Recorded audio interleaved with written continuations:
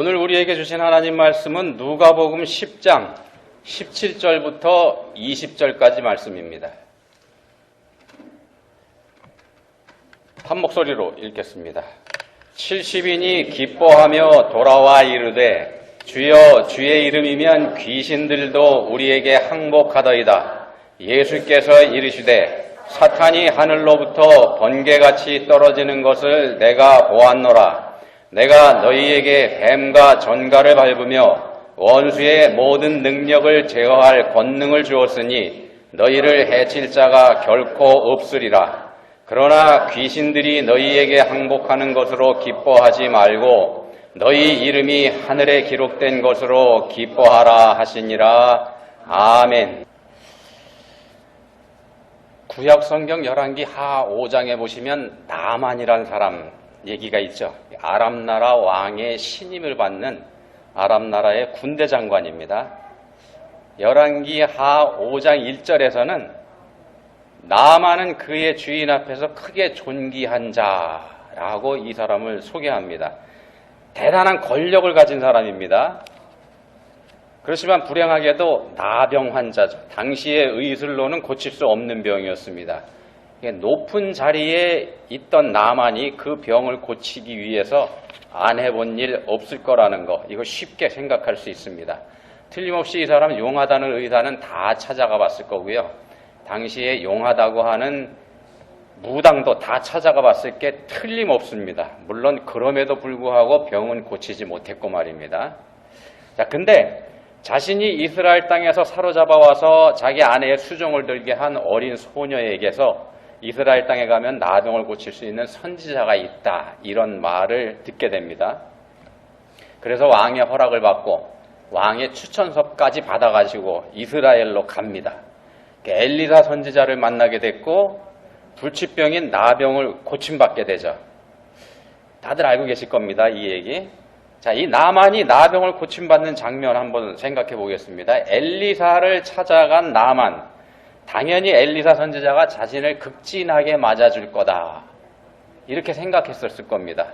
근데 그렇지만 우리가 아는 것처럼 전혀 안 그랬습니다. 엘리사 선지자는 멀리서 찾아온 나만에게 예의도 갖추지 않았을 뿐 아니라 심지어 만나주지도 않았죠. 그냥 사람만 보내서 요단강에 가서 7번 씻어라, 내 살이 회복되어 깨끗하리라, 이렇게 말만 전달합니다. 이렇게 되니까 나만이 화가 나죠. 이렇게 말합니다. 열왕기 하 5장 11절에서 내 생각에는 그가 내게로 나와서 그의 하나님 여호와의 이름을 부르고 그의 손을 그 부위 위에 흔들어 나병을 고칠까 하였도다. 여기서 나만이 얘기합니다. 내 생각에는, 이렇게 말입니다. 이게 무슨 뜻이겠습니까, 이게? 지금까지 나만은 병을 고치기 위해서 안 해본 일 없었습니다. 앞에서도 말씀드린 것처럼 용하다는 의사 다 찾아가 봤고요. 그래서 의사들이 병을 고칠 때 어떻게 하는지 훤하게 다 알고 있습니다. 하도 많이 해봐서 말입니다. 그리고 당시 사람들이 의사보다 더 신뢰했었던 주술사들, 그러니까 무당들, 이 사람들도 많이 만나봤습니다. 무당들이 어떻게 하는지 그것도 다 압니다. 그래서 엘리사 선지자 역시 그런 방법을 사용할 거다, 이런 막연한 생각을 가지고 있었을 게 틀림없습니다. 근데 의사가 되었든지 간에 무당이 되었든지 간에요, 병을 고치는 방법은 양쪽 부류가 방법은 서로 달랐을지언정 그들에게 공통점은 하나 있었습니다. 그게 뭐냐 하면은요, 이 나만이라는 사람이 워낙 높은 사람이기 때문에 모든 사람이 나만을 깍듯하게 대했다는 사실입니다. 그러지 않습니까? 당시에 힘센 나라 아람, 더군다나 그 힘센 나라의 군대를 책임진 무시무시한 사람이니까 말입니다. 그 사람에게 잘 보이기 위해서 의사가 됐든지 무당이 됐든지 얼마나 노력을 했겠습니까? 그러니까 혹시 어찌어찌해서 자신이 그 사람의 병을 고쳐주기라도 한다면 엄청난 보상을 받을 거라는 그런 기대도 가지고 있었을 것이고 말입니다.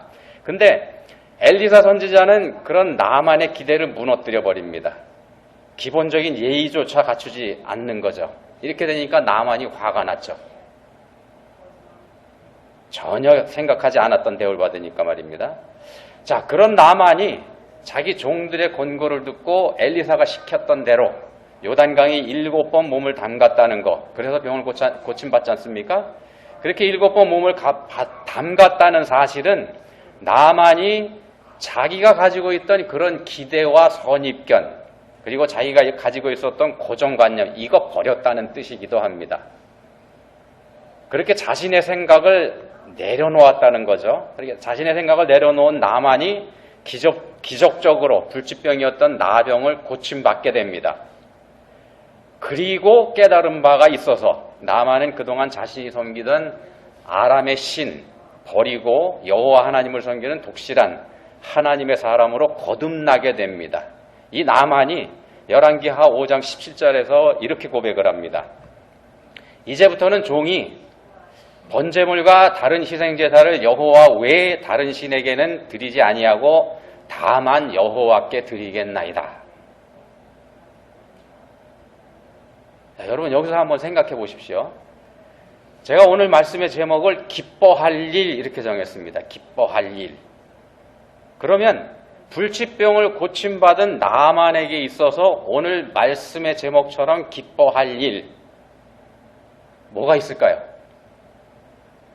여러분이 나만이었다면은 나만이 처했던 그 상황, 겪었던 상황 중에서 어떤 거 가장 기뻐하시겠습니까? 어렴풋이 감은 잡으셨을 것 같습니다.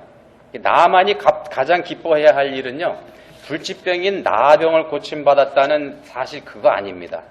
물론 그것도 기쁜 일이긴 합니다만 그거보다 더 기뻐해야 할 일이 있다는 겁니다. 그게 뭔가 하면은요, 바로 여호와 하나님을 알게 됐고 그분을 믿는 사람이 됐다는 사실입니다. 사람이 가장 기뻐해야 할 일, 이건 이 세상에서 사는 동안에 많은 것을 이루고 많은 것을 소유하고 많은 사람에게서 대우받는 것, 그런 거 아니라는 겁니다. 그보다 더 중요한 건 하나님 아는지 그렇지 않은지 이거 여부라는 겁니다. 제 아무리 많은 걸 소유하고 많은 걸 이루었다고 해도요, 하나님 알지 못하면 그 삶은 실패한 삶입니다. 그런 것들은 영원한 기쁨이 아닌 그저 이 세상에서 잠깐 누리는 짧은 순간의 기쁨에 불과하기 때문에 그렇습니다.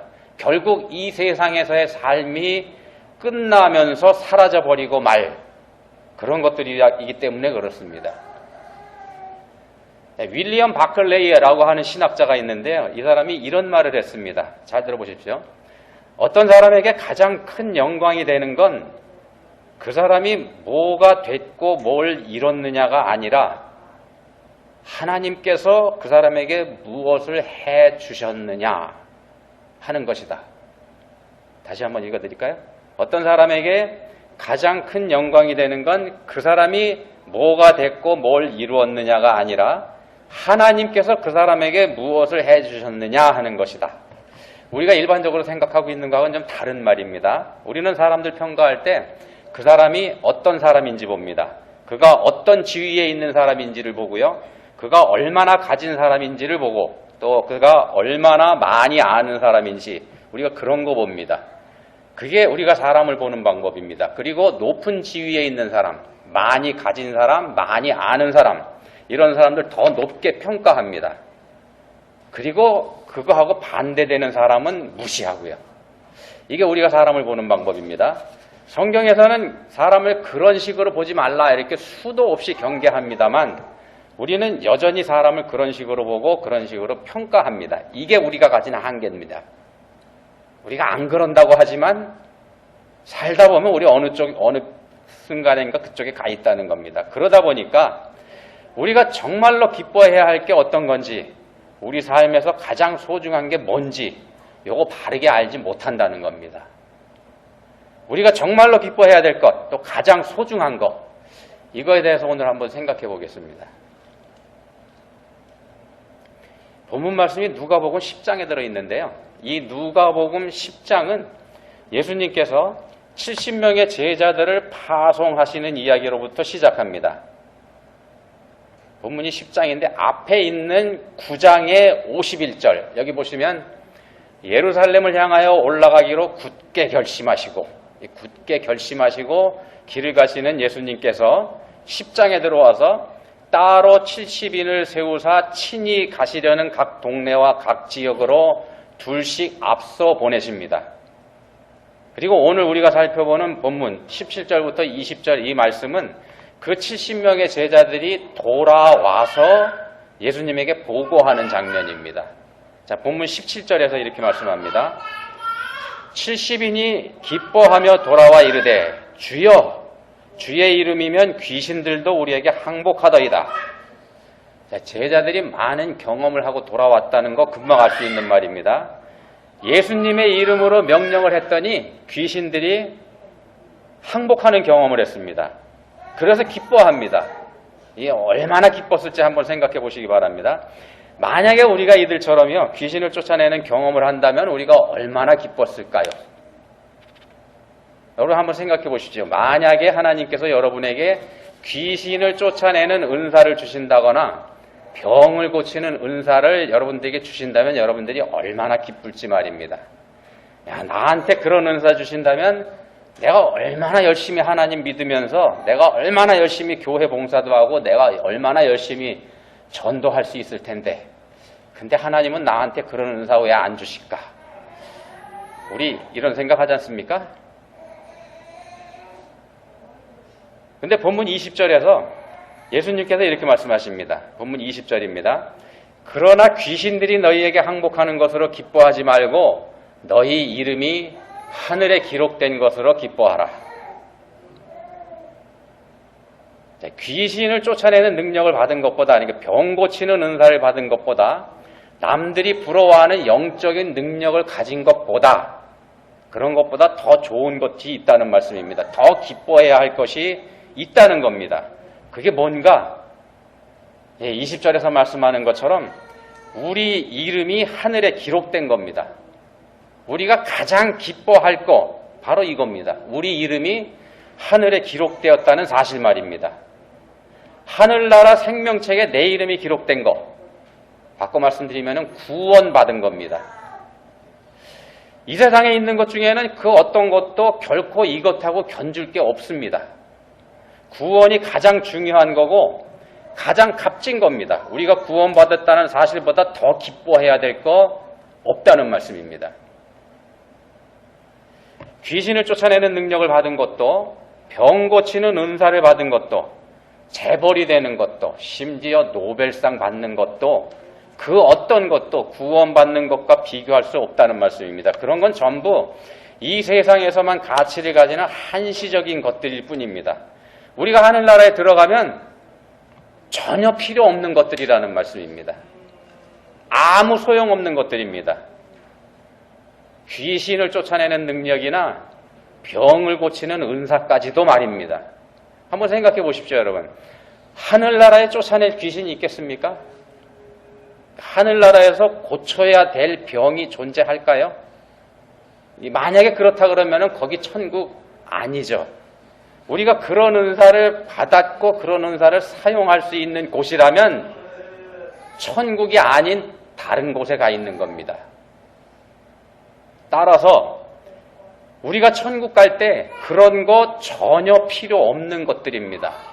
우리가 천국에 들어갈 때에는 우리가 어떤 은사 받았는지 이거 따지지 않습니다. 우리가 천국에 들어갈 때 우리가 어떤 능력을 행하다 왔는지 이런 거 보지 않습니다. 우리가 천국에 들어갈 때 이 세상에서 얼마나 많이 가지고 있었는지 이거 확인하지 않습니다. 우리가 천국에 들어갈 때는 심지어 우리가 얼마나 착하게 살았고 우리가 얼마나 열심히 살았는지 이것도 보지 않습니다. 우리가 천국에 들어갈 때 확인하는 것 딱 하나입니다. 딱 하나입니다. 그게 뭐냐? 우리 이름입니다. 우리가 누군지 그것만 확인합니다. 우리의 이름이 천국의 생명책에 기록되어 있는지 여부만 확인합니다. 다른 거 다 필요 없습니다. 오직 한 가지입니다. 우리의 이름이 생명책에 기록됐는지 그렇지 않은지 말입니다. 그래서 예수님께서 말씀하시는 겁니다. 본문 20절 다시 읽어드립니다. 그러나 귀신들이 너희에게 항복하는 것으로 기뻐하지 말고 너희 이름이 하늘에 기록된 것으로 기뻐하라. 생명책에 이름이 올라간 것보다 더 큰 기쁨 없습니다. 제 아무리 큰 권능과 제 아무리 좋은 은사를 받았던들 생명책에 이름이 올라가지 않으면 다 헛겁니다. 설령 그 권능이 예수님에게서 온 것이라고 할지라도 마찬가지입니다. 생각해 보십시오. 본장에는 70명의 제자들이 나옵니다만 예수님께서 권능을 줘서 보내셨죠. 이 사람들보다 앞서서 12명의 사도들에게 권능을 주셨더랬습니다. 우리가 잘 알고 있는 가룟 유다도 예수님에게서 이런 권능을 받았고 그 권능을 사용했던 사람입니다. 그렇지 않습니까? 자, 권능을 받고 은사를 받았다는 게 곧 구원받았다는 걸 뜻하지 않는다는 말씀드리는 겁니다. 지난주에도 잠깐 말씀드렸습니다만 굳게 결심하시고 예루살렘으로 올라가시는 예수님 보면서 제자들은 이제 예루살렘에 올라가면 틀림없이 왕이 되실 거다 이렇게 생각을 했습니다. 그 때문에 예민해졌죠. 제자들이. 누가 더 높은 자리에 앉을지 그때부터 노골적으로 드러내놓고 다투기 시작합니다. 그런 와중에 엉뚱한 사람들이 예수님 이름을 팔아서 귀신을 쫓아내는 거 보게 됩니다. 당연히 제자들이 못하게 막았습니다.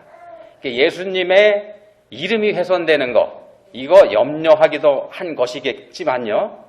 자칫 잘못하면 자신들의 몫을 빼앗길까봐 걱정이 돼서 막은 거이기도 합니다. 자기들이 놀라운 능력을 행할 수 있다는 것, 병을 고치고 귀신을 쫓아내는 이 놀라운 능력을 행할 수 있다는 이 사실은 자기들이 예수님의 직속 제자라고 하는 표시인데, 근데 자기들처럼 예수님의 이름으로 그런 권능을 행하는 사람들이 또 있다면 이 사람들은 어떻게 평가해줘야 되겠습니까? 근데 실제로 있지 않습니까? 그런 사람들이 있었지 않습니까? 예수님의 이름으로 귀신을 쫓아내는 사람이면 그러면 이 사람들도 예수님 믿는 사람일까? 어떻게 생각하십니까? 이 사람들도 예수님 믿는 사람일까요? 마가복음 16장 17절 18절에서 이런 말씀을 합니다. 한번 잘 들어보십시오. 믿는 자들에게는 이런 표적이 따르리니 곧 그들이 내 이름으로 귀신을 쫓아내며 새 방언을 말하며 뱀을 집어 올리며 무슨 독을 마실지라도 해를 받지 아니하며 병든 사람에게 손을 얹은 즉 나으리라. 믿는 자들에게 이런 표적이 나타난다는 겁니다. 자, 어떤 사람들은 이 말씀을 근거로 해서 믿는 사람이라 그러면 이런 은사가 반드시 있어야 한다 이렇게 주장하기도 합니다. 이런 은사가 없다면 믿는 사람이 아니다 이렇게 주장하기까지도 합니다. 방언도 못하는 사람이 무슨 구원받은 사람이냐 이렇게 얘기하기도 합니다. 아닙니다. 그렇지 않습니다. 이 말씀은요, 전도와 선교의 필요에 따라서 하나님께서 전도자들에게 주시는 은사로 나타나는 거지, 믿는 사람이라면 누구나 다 이런 능력을 행할 줄 알아야 한다 그런 말 아닙니다. 은사는 하나님께서 일방적으로 주시는 것이고요. 그렇게 하나님께서 주시는 은사에는 목적이 분명하게 있습니다. 은사에 대해서 말씀하는 고린도전서 12장의 7절에 보시면 이렇게 말씀합니다. 각 사람에게 성령을 나타내심은 유익하게 하려 하심이라. 목적은 유익하게 하려는 겁니다. 유익하게 하지 않는 은사는 하나님이 주신 게 아니라는 뜻도 됩니다.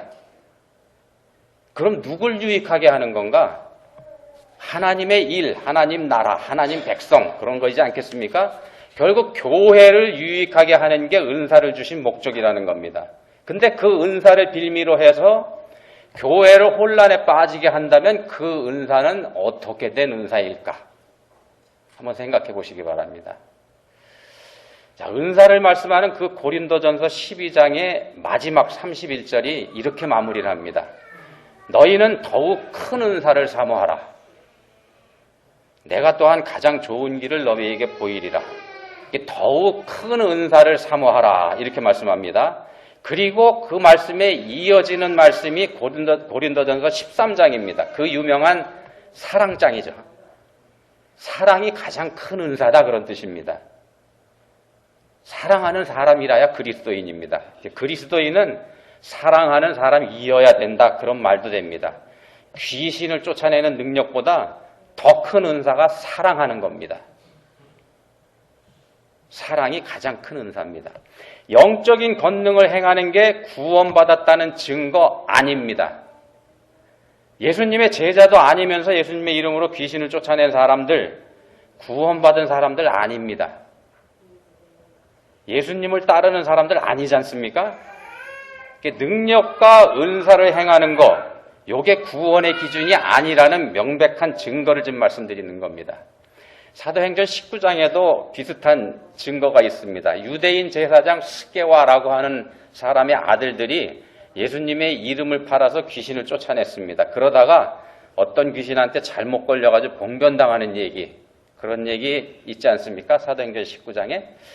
자, 우리 눈에 보이는 행위는 완전한 게 되지 못합니다. 행위는 완전한 게 되지 못하는데 보는 각도에 따라서 전혀 다르게 보이기도 하기 때문입니다. 예를 들면 길거리에서 구걸하는 사람에게 우리가 돈을 주면 그 사람이 그 돈으로 빵 사 먹을지 약을 살지 우리 모르지 않습니까? 만약 그 사람이 우리가 좋은 마음으로 우리는 천국 창고에 저금한다는 심정을 가지고 그 사람에게 그렇게 자선을 베풀었는데 이 사람이 그 돈을 가지고 악하게 사용해서 이 사람 더 망가졌다면 그러면 우린 도대체 무슨 짓을 한 게 되는 걸까요? 구제하지 말라 그런 말씀 드리는 거 아닙니다. 그러니까 우리가 하는 일이 완전한 게 있을 수 없다는 말씀 드리는 겁니다. 근데 그걸 근거로 해서 천국에 들어갈지 말지 결정하는 거 아니라는 겁니다. 그게 불완전한 거기 때문에. 디도서 3장 5절에 보시면 이런 말씀합니다. 우리를 구원하시되 우리가 행한 바 의로운 행위로 말미암지 아니하고 오직 그의 긍휼을 따라 중생의 씻음과 성령의 새롭게 하심으로 하셨나니. 여기서 말씀합니다. 우리가 행한 바 의로운 행위로 말미암지 아니하고. 요한계시록 20장에 보시면 우리가 잘 아는 백보자 심판이라고 하는 심판을 행하는 장면이 나옵니다. 최후의 심판이죠. 이 장면을 기록한 20장 15절에서 이렇게 말씀합니다. 누구든지 생명책에 기록되지 못한 자는 불못에 던져지더라. 그리고 21장, 요한계시록 21장 27절에서는 이렇게 말씀합니다. 오직 어린 양의 생명책에 기록된 자들만 들어가리라. 여기서 어린 양의 생명책, 이거 말씀하죠. 어린 양의 생명책. 예수 그리스도의 생명책입니다. 예수님을 믿는 것만이 생명의 기준이다. 그런 뜻이 됩니다. 다시 말씀드립니다. 우리가 가지고 있는 것 중에서 천국에 들어갈 때 가져갈 수 있는 거 아무것도 없습니다. 단지 우리 이름만 가지고 갑니다. 우리의 이름이 생명책에 기록됐는지 아닌지 그것만 봅니다. 그리스도인이 된 우리의 이름을 하나님께서 생명책에 적어주셨습니다. 그게 하나님 은혜입니다. 그러니까 우리가 기뻐할 거는요, 바로 그 사실입니다. 그리고 우리가 찬양할 건 우리 이름을 생명책에 적어주신 하나님의 은혜고 말입니다. 기도하시겠습니다. 하나님 아버지 감사합니다. 영원한 나라 천국에 들어갈 때 저희가 가벼운 몸으로 들어갈 수 있다는 거 알게 해주셨습니다. 저희가 지고 있는 이 세상의 모든 짐, 수고, 노력, 또 애쓰는 거, 고민하는 거, 이건 물론 저희가 쌓은 공로, 저희가 듣는 칭찬, 또 저희가 자랑했던 모든 것들 가지고 갈 필요도 없고 가져갈 수도 없다는 거 알게 해주셨습니다. 오직 필요한 건 하나님께서 알고 계시는 저희의 이름뿐이라는 거 알게 해주셨습니다. 이제는 그 은혜에 감사하며 그 은혜만을 기뻐하는 저희 모두가 되게 해주시기 원합니다. 참으로 기뻐할 것은 오직 하나님께 받은 은혜뿐임을 믿게 해주시기 원합니다. 저희를 도와주십시오. 예수님 이름으로 기도합니다. 아멘.